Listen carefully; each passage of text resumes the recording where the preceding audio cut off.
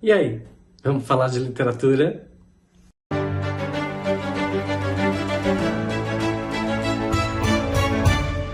Hey folks, welcome back to my channel! Bem-vindos de volta ao meu canal, eu sou o Jorge Santana e hoje vamos embarcar em uma viagem até a Grécia Antiga e conhecer uma das maiores aventuras de todos os tempos. Conseguem adivinhar de que livro estou falando? Se você respondeu a Ilíada de Homero, parabéns! Então, preparem-se para enfrentar heróis valentes, deuses caprichosos e batalhas épicas. Para entender o contexto histórico da Ilíada, é importante considerar que a obra é um dos poemas épicos mais antigos e importantes da literatura ocidental, datando de aproximadamente do século 8 a.C. Ela nos transporta para a Guerra de Troia, um conflito mítico entre os gregos e os troianos, e é atribuída ao lendário poeta Homero, né? Este autor enigmático que é muitas vezes descrito como um poeta cego que recitava seus versos de memória. Mas será que ele existiu mesmo? Ou seria ele um personagem fictício, fruto da tradição oral? Quem sabe, né? O narrador da Ilíada é heterodiegético, mas também em alguns momentos da história ele é extradiegético. O que seria isso? Né? Um narrador que está fora da história e não participa dos eventos, mas tem acesso onisciente ao desenrolar do trama. Né? Um exemplo disso está logo no início da obra, quando o narrador invoca a deusa para cantar a ira de Aquiles. Olha lá o poema. Canta, ó deusa, a ira de Aquiles, filho de Peleu, né? A gente vê aí um narrador que ele não faz parte, ele não é um personagem, né, da trama, da narrativa, mas ele tem onisciência do que está prestes a acontecer. Né? Existem alguns tempos na narrativa, como por exemplo o tempo cronológico, né? A Ilíada cobre um período relativamente curto da Guerra de Troia, aproximadamente 50 dias, no 10º e último ano do conflito. Né? A narrativa, no entanto, ela inclui muitas referências a eventos passados e futuros, fornecendo para nós, leitores, um contexto mais amplo. Né? Um exemplo é logo no início do poema, onde o narrador ele pede à musa, né, que cante a ira de Aquiles, situando a narrativa em um ponto específico. Certo? Nós temos também o tempo narrativo, né, onde a narrativa não segue uma linha do tempo estritamente linear. Né? O Homero ele utiliza analepses, né, que também é conhecido como flashbacks, e prolepses, né, ou seja, antecipações para dar profundidade à história e explorar a psique dos personagens, né, e a importância desses eventos que vão ocorrer no desenvolver dessa trama. Né? A obra ela frequentemente faz referências a eventos anteriores, né, como por exemplo o julgamento de Paris ou a adoção de Helena, né, para contextualizar essa trama atual. Né? Nós também temos nessa obra um tempo mítico, né? E o que seria isso? Bom, o tempo na Ilíada ele é mítico porque ele opera dentro de uma realidade onde os deuses imortais, né, interagem diretamente. Né? As ações dos deuses interferem nos eventos humanos, criando uma dimensão temporal onde o divino e o humano se entrelaçam. Né? Um exemplo é a intervenção dos deuses, né, no campo de batalha e em momentos cruciais da narrativa. Né? Olha lá uma passagem. Zeus olhava de longe, ponderando sobre o destino dos heróis e das cidades. Certo? E aí, em relação ao espaço, né?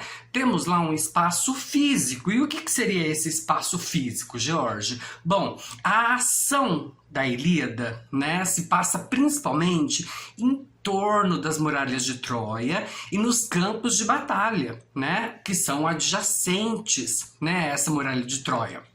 A descrição desses espaços ela é riquíssima, detalhada, né, que contribui aí para uma ambientação mais épica, né? A gente está trabalhando com um texto épico, né? E um exemplo, né, deste espaço é a descrição da planície de Troia, né, onde a maior parte das batalhas ocorrem. Né? Então, à frente, a vasta planície estendia-se até os portões altos de Troia, onde os exércitos se enfrentavam. Né? Temos também um espaço social, né, onde a narrativa vai explorar diferentes espaços sociais, desde os campos de batalha até os palácios, né, revelando aí as hierarquias e as relações de poder, né, principalmente as relações de poder entre os personagens. Né. Um exemplo são as cenas no acampamento, né, onde os líderes vão discutir estratégias, conflitos internos, como por exemplo a disputa entre Agamenon e Aquiles, né? Mas também temos espaços simbólicos, né, que possuem significados não apenas sendo a representação de uma cidade, mas um símbolo de resistência, né, e de tragédia iminente. Né? Um exemplo são as próprias muralhas de Troia, né, simbolizando aí a proteção, mas, ao mesmo tempo, o inevitável destino da cidade. Né? As muralhas altas de Troia, fortes e impenetráveis, né, guardavam um destino trágico que se aproximava. Né? E ainda temos um espaço divino, né, que se trata do Monte Olimpo, né, e outros espaços habitados pelos deuses, né, que são frequentemente descritos, mostrando aí a distinção e a interação entre o mundo dos deuses e o mundo dos humanos. Né? Um exemplo são as reuniões dos deuses no Monte Olimpo, onde decidem os destinos dos mortais. Né? No alto do Monte Olimpo, os deuses observavam os mortais prontos para intervir em seus destinos. Né? Então, neste poema, o Homero ele utiliza várias figuras de linguagem, né, que vão enriquecendo o texto, como, por exemplo, os epítetos, né? Aquiles, o de pés ligeiro, Hera, a de olhos bovinos, né? Então, esses epítetos, que são figuras de linguagem, são utilizados para destacar as características, né, essenciais dos personagens, reforçando as suas identidades, seus atributos, né? E eles também ajudam a manter o ritmo, né, e a métrica do poema, né, facilitando a memorização e também a oralidade, né, que eram fundamentais na tradição épica, né? Dentro dessa obra, também em relação às figuras de linguagem, a gente pode encontrar as símiles, né, ou comparações, como, por exemplo, como um leão que, confiando em sua força, avança sobre um rebanho de ovelhas. Né? Então, essas símiles, essas comparações, elas ampliam a narrativa, né, ao comparar ações e os personagens, né, com elementos da natureza ou situações cotidianas também, né? E isso não só enriquece as descrições, mas também cria uma conexão mais palpável, mais vívida com o público, certo? E como não pode faltar em um texto literário, nós temos também as metáforas, né? O mar da aflição, o campo de batalha como um vasto mar de sangue, né? Então essas metáforas, elas vão adicionando camadas de significado ao texto, né? Permitindo uma interpretação mais profunda das emoções, dos eventos, né? Conferindo uma dimensão simbólica a este poema, tornando a leitura mais rica, mais multifacetada, né? Temos também a personificação, né? A morte e o destino negro, ambos implacáveis, pairavam sobre ele, né? Então a personificação de conceitos abstratos, né, como por exemplo a morte, o destino, acabam dando vida a elementos intangíveis, né, intensificando o impacto emocional e dramático dessa narrativa. né? Não podemos, a gente não pode deixar também de perceber dentro da escrita de Homero, né, a aliteração e a assonância, né? Vamos ver um exemplo. Rápido ressoou o rugido da raiva, a suave sombra das saudações, né? Esses recursos sonoros, né? Essas repetições de consoantes ou repetições de vogais, né? Vão criando uma musicalidade que vai reforçando o ritmo, a beleza poética do texto, né? E também enfatizam certas passagens, destacando-se na memória do leitor ou do próprio ouvinte, né? Já que se trata de uma narrativa. Embora ela seja uma narrativa escrita, à sua época era uma narrativa de tradição oral, né? A gente pode também encontrar dentro da Ilíada a hipérbole, né? As lanças voaram como uma tempestade de flechas escurecendo o céu. Né? Então essa figura de linguagem, né, ela é usada para exagerar, né, para dar intensidade das batalhas, dos feitos heróicos, né, elevando a grandiosidade épica do poema, né, e isso sublinha de uma certa forma a bravura, né, mas também pode sublinhar o desespero dos personagens em um contexto de guerra, né? E aí, temos a anáfora, né? Como, por exemplo, e ele lutou, e ele gritou, e ele venceu, né? Onde essa repetição de palavras ou essa repetição de frases, né? No início dos versos ou das sentenças, vai criando um efeito rítmico e enfatizando a ação ou a emoção que está sendo descrita, né? Dando uma sensação de continuidade, de urgência, né? Então essas figuras de linguagens, elas são cruciais para criar uma atmosfera épica, né? Principalmente em se tratando da Ilíada, né? Conferindo aí ao texto uma profundidade que vai além da mera narrativa dos eventos, né? E elas ajudam a transmitir a grandiosidade, né, dos feitos heróicos, a intensidade das emoções e a complexidade dos personagens, né? Tornando a leitura uma experiência rica, né, envolvente.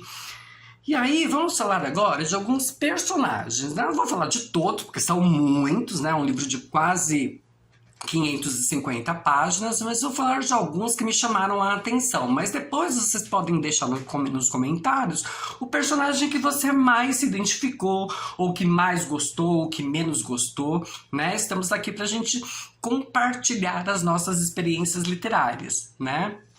Então, os personagens dessa obra, né, elas variam em complexidades, né? Temos, por exemplo, o personagem Aquiles, né? O Aquiles é um dos personagens mais complexos da Ilíada, né? Ele é apresentado como um herói invencível, né? Mas também como alguém vulnerável a emoções intensas, como a raiva, o orgulho, o luto, né? A sua ira contra Agamenon e sua dor pela morte de Patroclo, né, vão revelar aí camadas do seu caráter, né?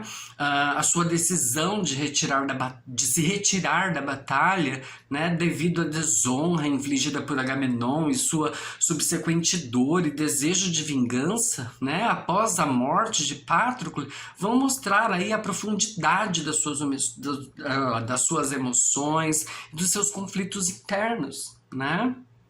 Olha lá.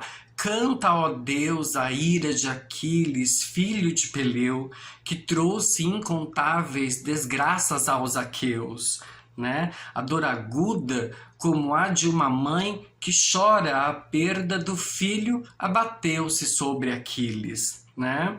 Temos também o personagem Héctor, né? O Héctor, ele é um príncipe troiano, é um guerreiro valente, um líder responsável, né? Mas também um homem de família, preocupado com o futuro de Troia, o bem-estar de seus entes queridos, né? Sua luta contra Aquiles e sua despedida da esposa e dos filhos, né, vão mostrar o seu lado mais humano, né, e as suas responsabilidades, né? Por exemplo, a cena em que ele se despede da sua esposa, né, a Andrômaca, e do seu filho Astíanacas, né?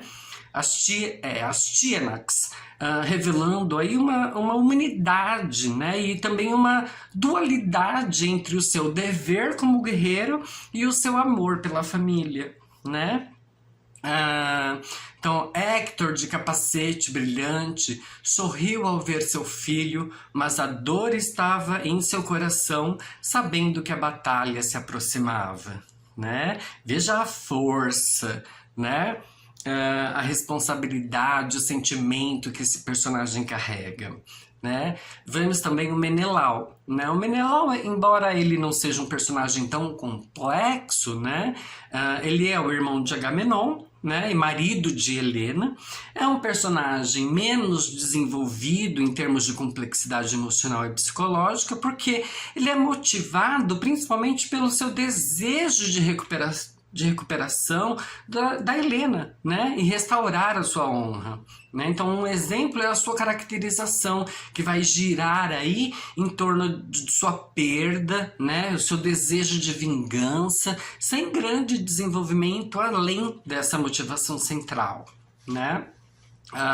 Então, na passagem a gente vê lá: Menelau, o ruivo, exultou ao ver Helena e pensou apenas em vingar-se dos troianos, né? Então, temos também lá o personagem Paris, né, cujo rapto de Helena vai desencadear a guerra, né, e é frequentemente retratado nesta obra como um personagem frívolo, covarde, né, contrastando aí com o irmão Hector, né, porque ele é menos complexo, sendo principalmente um causador de conflitos, né. Então um exemplo dessa simplicidade de personagem, né, são as suas próprias ações, né, que vão ser aí influenciadas pela sua paixão, pelo seu desejo, mas sem muita introspecção ou evolução ao longo da narrativa, né. Paris, de bela aparência, fugiu da batalha buscando refúgio atrás dos muros de Troia, né? Os valores heróicos, né, dentro da Ilíada, eles são fundamentais, né, para a compreensão do poema, como por exemplo a gente tem a Arete, né, que é a excelência, e a Cleos, que é a glória, né? Então são perseguidos, né, por quase todos os personagens, né? A honra pessoal e a reputação, elas são mais valorizadas do que a própria vida, né? E o destino, que a gente entende aí como a moira, né, é uma força inevitável que os heróis devem enfrentar, né? Agora, temos um detalhe interessante sobre a Lusíada, que se refere à sua estrutura narrativa, né? O Homero, ele utiliza uma técnica intitulada in media res, né? Que significa no meio das coisas. Isso quer dizer o quê? Que a história começa no meio dos acontecimentos, ao invés de iniciar lá pelo começo, né? Então, quando a Ilíada começa, né, a Guerra de Troia já está no seu 10º ano, né? Então essa técnica, ela vai criar uma sensação de urgência, né, e de imersão imediata na trama, certo? A Ilíada, ela é composta por 24 cantos, ou também livros, né? E cada um com uma função específica narrativa, né? Vamos dar uma olhada mais de perto nessa estrutura, né, desses cantos. No canto 1 temos a ira de Aquiles, né? Então a história começa com a ira de Aquiles contra Agamenon, né, líder dos gregos, onde Aquiles, ele se recusa a lutar após uma disputa sobre uma escrava capturada, né? O tema da ira, ele é central para todo este poema, né? E vai definir o tom de todo este conflito, né? No canto 2, o sonho de Agamenon e o catálogo dos navios, né? Agamenon, ele é enganado por um sonho enviado por Zeus, né, o que o incita a atacar os troianos, né? Então este canto também contém o famoso catálogo dos navios, listando todos os líderes gregos, né, e os seus contingentes, mostrando a grandiosidade do exército grego, né? O canto 3, o duelo entre Menelau e Paris, né? Menelau e Paris, cujas disputas sobre Helena iniciaram a guerra, vão decidir resolver suas diferenças em um duelo. Paris, ele é salvo por Afrodite e o duelo vai terminar sem vencedor claro, né? Simbolizando a interminável luta entre gregos e troianos. No canto 4, a quebra da trégua e o reinício da batalha, né? Os deuses vão conspirar para quebrar a trégua entre os exércitos. Um arqueiro troiano fere Menelau, reacendendo as hostilidades, levando a uma nova batalha. Né? No canto 5, as façanhas de Diomedes. Diomedes, um dos maiores heróis gregos, né? Fortalecido por Atena, e realiza feitos incríveis no campo de batalha, até ferindo Ares, né? O deus da guerra. Então este canto destaca a interferência divina na guerra, né? Já no canto 6, o encontro de Heitor e Andrômaca. Heitor, o maior herói troiano, retorna a Troia para encontrar a sua esposa Andrômaca, né, e o seu filho. Este canto oferece uma visão mais pessoal, mais humana dos horrores da guerra. Né? Já no canto 7, o duelo entre Heitor e Ajax, né? Heitor desafia os gregos para um duelo, né, e Ajax aceita. Né, o combate ele é feroz, mas nenhum dos dois sai vitorioso. Né? Este duelo destaca a bravura, né, e a habilidade dos guerreiros de ambos os lados, certo? No canto 8, a intervenção dos deuses na batalha. Zeus vai proibir os deuses de interferir na guerra, mas Atena e Hera ignoram a sua ordem, ajudando os gregos. A batalha continua com intensidade, mostrando a influência dos deuses sobre o destino humano.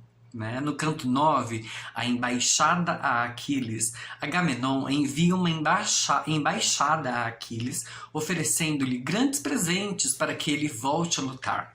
Mas Aquiles recusa, mantendo-se firme em sua ira contra Agamenon. No canto 10, a missão noturna de Diomedes e Odisseu. Diomedes e Odisseu realizam uma missão noturna no campo troiano, né, matando o espião troiano Dolon e outros guerreiros. Né? Este canto ele também destaca a astúcia e a coragem dos heróis gregos. Né? No canto 11, a ofensiva de Agamenon.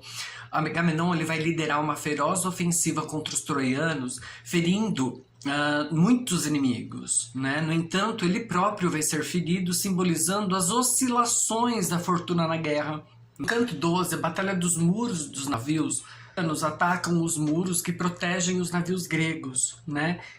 Heitor lidera o ataque, demonstrando sua coragem e habilidade de liderança. No canto 13, a resistência dos gregos. Os gregos, encorajados por Poseidon, resistem ao ataque troiano, mantendo uma linha de defesa, né? Onde este canto também vai mostrar a resiliência, né? E o espírito de luta dos gregos. No canto 14, a sedução de Zeus. Né? Hera engana e seduz Zeus para desviar a sua atenção da batalha, permitindo que Poseidon ajude os gregos. Este canto destaca as tramas e as manipulações divinas. No canto 15, o contra-ataque de Heitor. Zeus acorda e ordena que Apolo ajude os troianos. Heitor lidera um contra-ataque devastador, pressionando os gregos de volta aos seus navios. Canto 16, a morte de Patroclo. Patroclo, amigo íntimo de Aquiles, veste a armadura de Aquiles e entra na batalha. Ele é morto por Heitor num evento que catalisa a ira de Aquiles. O canto 17, a batalha pelo corpo de Patroclo. Os gregos e troianos lutam ferozmente pelo corpo de Patroclo. Menelau e Ajax conseguem proteger o corpo até que seja recuperado pelos gregos. No 18, a armadura de Aquiles. Aquiles ele é devastado pela morte de Patroclo, né, e decide voltar à batalha. A mãe de Aquiles, Tétis, pede a Hefesto que faça uma nova armadura para ele, né, simbolizando esse retorno iminente, né? No canto 19, a reconciliação de Aquiles e Agamenon. Aquiles e Agamenon, eles se reconciliam e Aquiles retorna ao campo de batalha determinado a vingar a morte de Patroclo. No canto 20, a fúria de Aquiles. Aquiles entra na batalha com fúria incontrolável, matando muitos troianos e confrontando Heitor.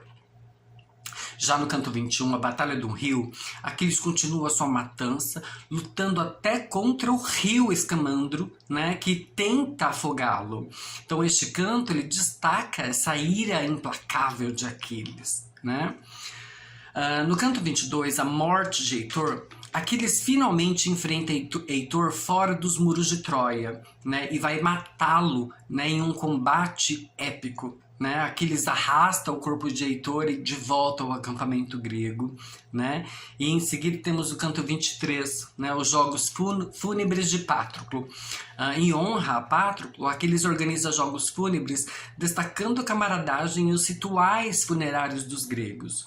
E no último canto, né, o canto 24, a devolução do corpo de Heitor, Priamo, que é o rei de Troia e pai de Heitor, vai ao acampamento grego e implora a Aquiles pelo corpo de seu filho. Aquiles, movido pela dor, né, de Priamo, vai devolver o corpo de Heitor, trazendo uma trégua temporária ao conflito. Tá, Jorge, mas conta um pouco da história. Bom, era uma vez, em uma terra muito, muito distante, havia uma cidade chamada Troia. E adivinhem só, Troia estava no meio de uma enorme confusão. E tudo começou quando um príncipe troiano chamado Paris decidiu sequestrar a rainha mais bela da Grécia, chamada Helena. E bem, os gregos não gostaram nada disso, imagina só a bagunça que virou. Os gregos, liderados pelo corajoso Agamenon, juntaram um exército gigantesco e zarparam em navios para resgatar Helena e dar uma lição nos troianos.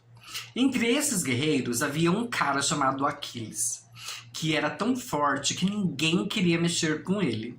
Mas sabe qual era o problema de Aquiles? Ele tinha um pavio curtíssimo, bastava um sopro e lá estava ele furioso. No campo de batalha, os gregos e os troianos lutavam dia e noite, incansavelmente. E para deixar a coisa mais interessante, os deuses do Olimpo resolveram entrar na brincadeira. Zeus, Hera, Atenas, Afrodite, todos eles estavam lá, né? Escolhendo lados, se divertindo, né? Com este caos.